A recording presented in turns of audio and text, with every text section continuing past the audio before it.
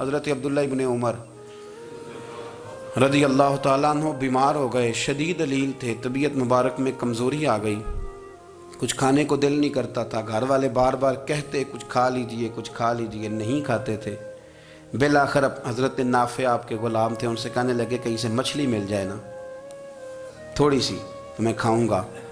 تو کہتے ہیں میں سارے مدینے میں ڈھونڈتا رہا، مچھلی نہ ملی، اگلے دن بھی ڈھونڈی تو نہ ملی، تیسرے دن بھی ڈھونڈی تو نہ ملی، تو فرمانے لگے یار بس چھوٹی سی خواہش ہے، کوئی فرض نہیں ملتی تو رہنے دے۔ کہتے ہیں چوتھے دن مچھلی مل گئی، میں 1.5 دینار کی مچھلی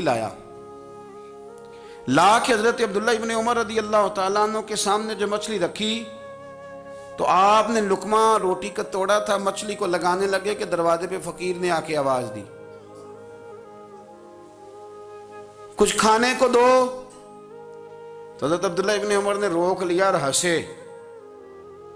کئی دفعہ دے ہم بھی دیتے ہیں پر ہمارا چہرہ دیکھنے والا ہوتا ہے، اتنے ہم غصے میں ہوتے ہیں دے دیتے ہیں، لیکن جو چھلوٹیں ہوتی ہیں نا چہرے والی وہ گنی نہیں جاتی۔ ہنسے، فرمایا دیکھو میرا اللہ کتنا کریم ہے، وہ مجھے بچانا چاہتا ہے، اٹھا بار دیا جا کے۔ تو خادم اب حکم کا پابند تھا، وہ لیت اللہ تو کر نہیں سکتا تھا، وہ گیا اور جا کے دے آیا۔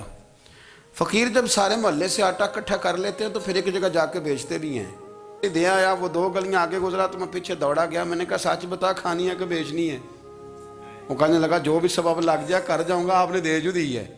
تو کہتا ہے میں نے اسے کہا کہ یہ 1.5 دینار کی میں نے خریدی تھی، اگر تو 2 دینار کی مجھے بیچ دے تو آج کل مچھلی مدینے میں مل نہیں رہی، تو میں اپنے آقا کو دے دوں گا، وہ یہی کھائیں گے، بیمار ہیں۔ تو کہنے لگا جی بسم اللہ، مجھے کیا اعتراض ہے، 2 دینار مل رہے ہیں، 1.5 کی مچھلی، اور 1.5 کی بھی کسی نے نہیں خریدنی تھی، اب تو پک گئی۔ فرماتے میں نے 2 دینار اس کو تھمائے، وہ مچھلی اس سے خریدی اور خرید کر کے میں لا کے حضرت عبداللہ ابن عمر کے سامنے دوبارہ رکھی۔ تو فرمایا یہ کیسے آ گئی؟ میں نے کہا حضور 1.5 کی خریدی تھی اور پھر فقیر کو دے دی، اب اسی سے میں 2 دینار کی خرید کے لایا ہوں، آپ قبول فرمائیں۔ تو فرمانے لگے تم نے اچھا نہیں کیا، اب اس طرح کرو 2 دینار بھی اسے دیا اور مچھلی بھی واپس دیا۔ عرض کی حضور کیوں؟ فرمایا تم نے قرآن نہیں پڑھا؟ حضور پڑھا ہے۔ فرمایا رب فرماتا ہے لن تنالوا البر حتی تنفقوا مما تحبون، تم بھلائی کو اس وقت پہنچو گے جب اپنی پیاری چیز راہ خدا میں خرچ کرو گے۔ امام غزالی نے لکھا ہے، فرمانے لگے دیا تو وہ حضرت نافع کہتے ہیں میں دینے گیا، دے کے واپس آیا تو کچھ پریشان تھا کیونکہ مجھے بھی 4 دن ہو گئے تھے نا تلاش کرتے، تھوڑی طبیعت میں مایوسی تھی کہ اتنی محنت سے میں نے لایا اور آپ نے واپس کر دی۔ تو حضرت عبداللہ ابن عمر نے مجھے قریب بٹھایا، پھر مجھے تھپکی دی، فرمانے لگے پتر میں نے ویسے بھی کبھی جھوٹ نہیں بولا اور آج کل تو میں ویسے ہی بیمار ہوں، ٹائم ہی نہیں، وقت ہی نہیں، موقع ہی نہیں جھوٹ بولنے کا، میں تجھے سچ بتاؤں مجھے مچھلی کھا کے اتنا سکون نہیں ہونا تھا جتنی اللہ کے راستے میں خیرات کھا کے مجھے سکون ہوا۔ تو تجھے تو میری راحت سے غرض ہے نا کہ مجھے راحت کیسے ہوتی ہے، تو مجھے سکون ملا ہے راہ خدا میں دے، میں نفسانی خواہش پوری کر لیتا تو یہ میرا نفس کل پھر مجھ سے مچھلی مانگتا، پرسوں کہتا نہیں چھوٹے گوشت کی یخنی بھی چاہیے۔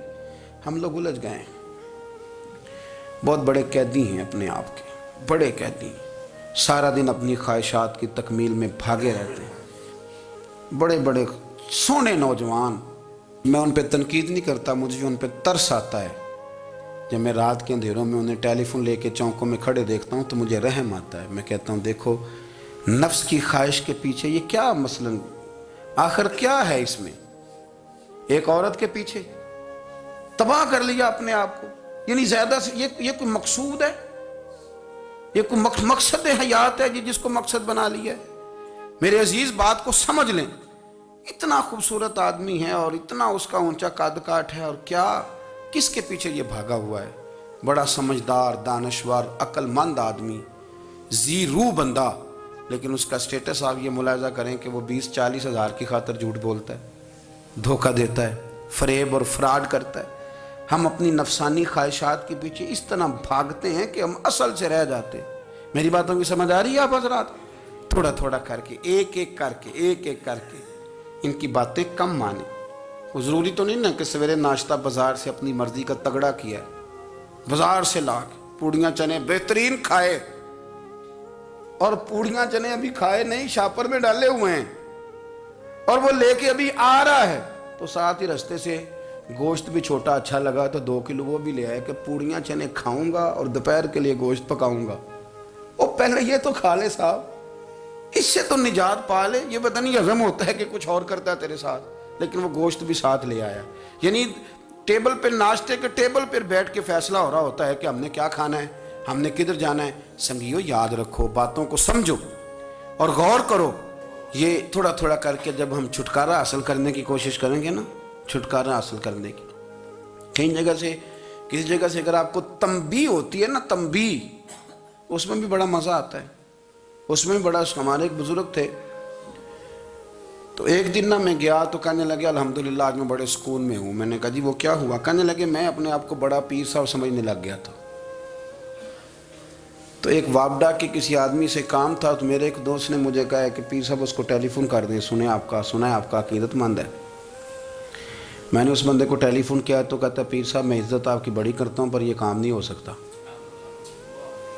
کہتے ہیں جب اس نے مجھے کہا نا تو کچھ بھی نہیں, تو مجھے بڑا مزہ آیا ہے, ورنہ میرا تو نفس پھول گیا تھا. میں تو سمجھتا تھا کہ جو میں کہتا ہوں ویسے ہی ہو جاتا ہے.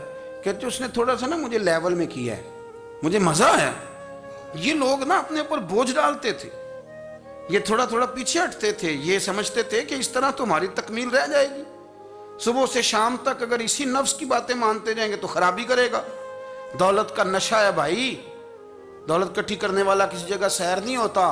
حسن کا نشہ ہے, حسن کا نشہ ہے. حضرت ابو بکر شبلی رحمۃ اللہ علیہ فرمایا کرتے تھے جو تیری بیٹی کو خوبصورت سمجھ کے اس کے ساتھ نکاح کرنا چاہے اسے بیٹی نہ دینا. حضرت جی کیوں؟ فرمایا حسن تو تھوڑے دن کے بعد ختم ہو جائے گا, پھر وہ اس کی قدر نہیں کرے گا, وہ تو کہیں اور منہ مارتا پھرے گا. حضرت ابو بکر شبلی رحمۃ اللہ تعالیٰ علیہ کی بیٹی خوبصورت تھی. ایک نوجوان کہنے لگا میرا نکاح کر دیں.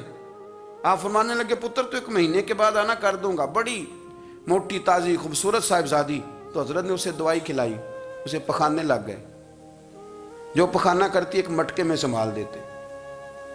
تھوڑا وقت گزرا تو وہ ہڈیوں کا پنجر بن گئی. مہینے بھر میں دست اتنے آئے کہ کمزور ہو گئی. تو ابو بکر شبلی 1 مہینے کے بعد نوجوان کو بلایا, فرمایا ادھر آ تیرا نکاح کروں. بچی دکھائی تو وہ کمزور بستر پہ پڑی. فرمایا شادی کر. کہنے لگا اس سے نہیں میں نے کرنی. فرمایا یہ وہی ہے؟ کہنے لگا جی نہیں. فرمایا تو کہتا تھا مجھے عشق ہے, کدھر گیا تیرا عشق؟ کہنے لگا حضرت صاحب آپ کیسی بات کر رہے ہیں؟ فرمایا ادھر آ. پھر وہ مٹکا جس میں گند رکھا تھا وہاں لے گئے. فرمانے لگے تیرا اس کے ساتھ عشق تھا, یہ ہے تیرا عشق. فرمایا اسے تو میں 4 دن روٹی کھلاؤں گا پھر تندرست ہو جائے گی, لیکن میں دیکھنا چاہتا تھا کہ تو میری بیٹی سے پیار کرتا ہے یا اس کے چہرے پہ آنے والی کچھ وقت کے لیے سرخی سے پیار کرتا ہے, اس لالی سے پیار کرتا ہے جو جوانی کے وقت بچوں اور بچیوں پہ آتی ہے. کس چیز کے دل دادا؟ یعنی کیا مطلب؟ نفس کی غلامی, سراسر غلامی. اور پلٹ پلٹ کے اور بڑے بڑے سیانے بندے چھوٹی سی خواہش کے لیے. بڑا سمجھدار آدمی, بڑا سیانا بندہ. میں ایک بڑے بزرگ عالم تھے, میں ایک دفعہ ملنے گا تو پائے پکا رہے تھے, خود پائے پکا رہے تھے. تو وہ بڑے پیار کی بات ہوتی ہے نا جی. تو تامت باندھی ہوئی اور بڑی جناب خستہ حالی, اور وہ پائے پکا رہے ہیں. تو میں نے ان سے کہا, میں نے کہا حضرت جی پائے تو کسی اور نے بھی پکا لینے تھے, آپ بخاری لے کے بیٹھتے, چلو میری طرح کا کوئی بندہ آپ سے استفادہ بھی کر لیتا. اب پائے آپ لائیں گے, پھر پکائیں گے, پھر آپ کھائیں گے, تو یہ تو 24 گھنٹے آپ کسی کام میں گزر جائیں گے. تو یہ ایک چھوٹی سی خواہش کے لیے. میں کسی چیز کو حرام نہیں کہہ رہا, قرآن پاک کی جو آیت پڑھی ہے صرف اس کی تفسیر آپ کے سامنے عرض کر رہا ہوں. ہماری خواہشات ماں پالتی ہے, آپ کو نہیں پتا کتنے دکھ سہتی ہے. میں ان ماؤں کو جانتا ہوں جو بیٹے کے حصوں کی مار بھی اس کے ابے سے کھاتی ہیں, مار کھاتی ہیں وہ. ایک خاتون ہے, ایک کان سے سنتا نہیں, میرے پاس ایک دفعہ آئی, کہنے لگی 60 لگ گئی سی, کوئی دعا کر دیں یا کوئی وظیفہ پر, ڈاکٹر کہتے ہیں ٹھیک نہیں ہو سکتے. میں نے کہا باجی صحیح بتاؤ مسئلہ کیا ہے؟ کہنے نہیں کچھ بھی نہیں, مسئلہ کیا ہونا ہے, پتر غلط نکل آیا ہے, اس کا باپ روز مارتا ہے, آج میں آگے گئی ہوں تو اس نے ایک تھپڑ میرے کان پہ مار دیا. پردہ پھٹ گیا.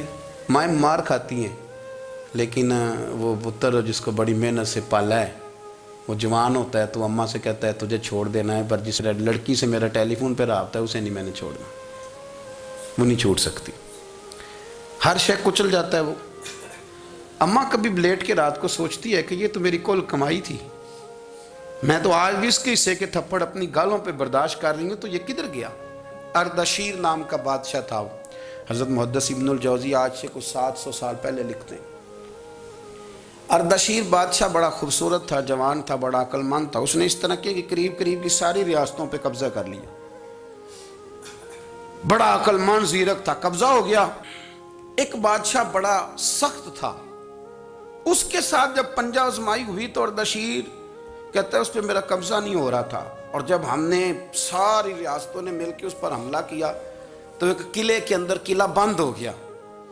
اردشیر بڑا خوبصورت آدمی تھا، بڑا سمجھدار تھا، تو وہ بادشاہ قلعہ بند ہو گیا، اس نے کہا نکلنا ہی نہیں۔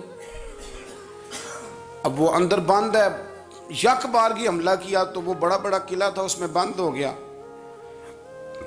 اس بادشاہ کی نا جس پر حملہ کیا، اس کی بیٹی اچانک ایک دن قلعے کی دیوار پہ چڑھی تو اردشیر کے حسن و جمال کو دیکھا تو عاشق ہو گئی، اور اپنے ہی باپ کے خلاف اسے کہنے لگی کہ اگر تو میرے ساتھ شادی کا وعدہ کرے نا تو میں تجھے رستہ بتاتی ہوں حملہ کرنے کا۔ اس نے کہا میرا وعدہ رہا، تو رستہ بتا۔ اس نے رستہ بتایا اس لڑکی نے، اور بادشاہ نے حملہ کیا تو اس کا باپ قتل کیا، اس علاقے پہ قبضہ کیا شادی کے وعدے پر۔ ہاں ہاں، نفسانی خواہش بندے کو اندھا کر دیتی، نہیں سمجھ آتی اس کو میں کدھر جانا ہے، اندھا کر دیتی۔ حملہ کیا، اور جب اس لڑکی کو لے کے آیا نا اپنے محل میں، تو پہلے دن شادی کی پہلی رات تھی، تو بستر بچھایا کنیز نے، تو وہ کبھی کروٹ ادھر بدلتی کبھی ادھر بدلتی، تو بادشاہ کہنے لگا کیا ہے؟ کہنے لگی بستر میں کچھ ہے، مجھے تکلیف دے رہی۔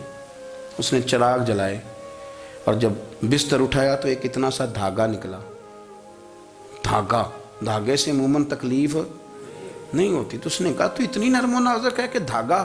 کہنے لگی میرا باپ نا میرے ساتھ اتنا پیار کرتا تھا کہ روز میرا بستر بھی خود بچھاتا تھا، اور اس نے آلہ رکھا ہوا تھا، وہ ناپتا تھا کہ کوئی پایا اونچا نیچا تو نہیں، میری بیٹی کا بیلنس سوتے وقت خراب نہ ہو جائے، اور میرے لیے گوشت اور کپڑے بھی خود پسند کر کے لاتا تھا، کھانے پینے کا خود خیال کرتا تھا۔ اردشیر کہنے لگا اچھا وہ اتنا پیار کرتا تھا، اور پھر تو نے اس کے ساتھ کیا کیا؟ کہنے لگا بلاؤ کنیزوں کو۔ کنیزوں کو بلایا، فرمایا اس کو اٹھاؤ اور جلاد کے پاس لے جاؤ، اسے کہو کہ اس کے بال ایک گھوڑے کے ساتھ باندھے، پیر دوسرے گھوڑے کے ساتھ باندھے، اور ایک گھوڑا ادھر بھگا دے، کدھر بھگا دے۔ یہ جس کے باپ نے اتنا پیار کیا، یہ نفس کی اتنی غلام ہے کہ اس کی وفادار نہیں رہی تو میری وفادار کیسے بنے گی؟ جس نے اتنے نازوں سے پالا کہ دھاگا اسے برداشت نہیں۔ او یارو، یاد رکھو، اگر نفس کی غلامی کرو اور بڑے بڑے وفاداروں کو چھوڑ کے غلامی کرو تو پھر کہو وفادار مل جائیں، کوئی بول ہوا لڑا نہ بول بیٹھی۔